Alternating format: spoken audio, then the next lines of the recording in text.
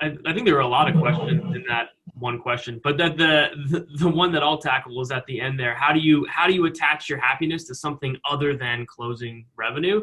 I mean, I worked with Better Manager for a long time. I still work with Better Manager.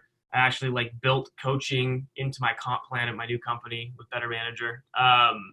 And something that I struggled with a lot early on as a sales director was this negative spiral I would get in when if we had a few days that were slow, I would feel like I had to abandon all of the soft skill stuff. And I had to be laser focused on all of the activities that drive revenue, at least that I perceived were driving revenue. And what that would do is it would damage the connection I had with my managers.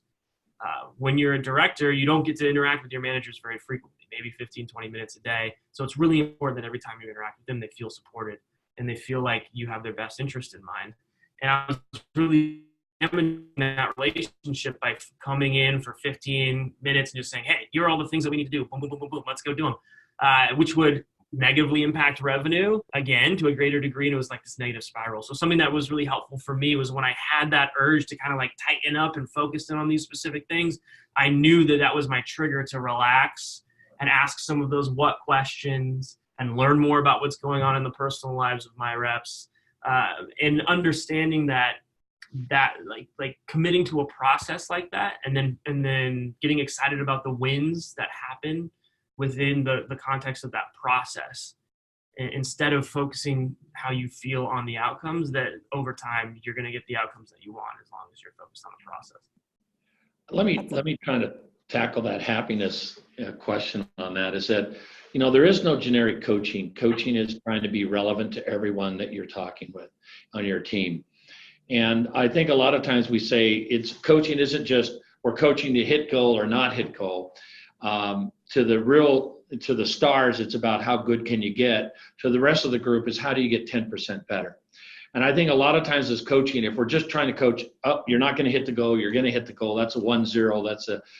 That's a poor way to coach. The best way to coach is say, listen, I know you want to be better, because I've never met a rep that says, I just want to suck and I just want to keep sucking more. I just don't want to do better.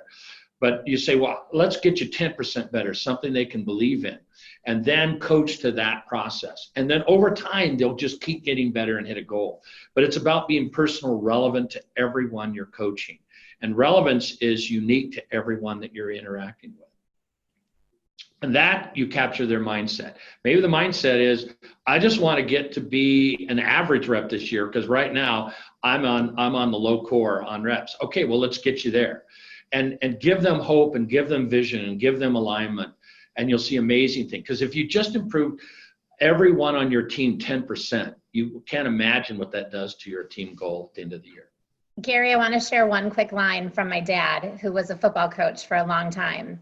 And he used to say, catch them doing something right. Try to catch people doing something right. And I think if managers have that mindset of looking for what's going well and fueling, especially Daniel, to your point on the bad days when no one's calls are getting through and the forecast falls apart and customers aren't around or all kinds of bad news, you find those bright spots or you catch people doing something right, it can really create a shift. So one of the things we believe is that the one thing you shouldn't compromise on when you're hiring a sales rep is if they have drive or not, because you can't teach drive and you can't activate drive. A lot of people sometimes have this misconception that compensation drives candidates. No, it directs behavior, but it does not drive behavior. Drive is inherent, it's in you. And what is drive? It's not ambition, it's work ethic and resiliency. And so you've got to make sure you're good at testing if the person has the right work ethic and has the resiliency required to be good in sales. And the people who have gone through difficult things in life that have dealt with roadblocks and been able to navigate past them, what you'll see in them is that they love losing as much as they like winning. Because when they lose, they really learn. And they respect the loss. And they take it for what it is, they internalize the learnings from it, and then they move forward. I think it's really important when you're hiring to make sure somebody has that built into them.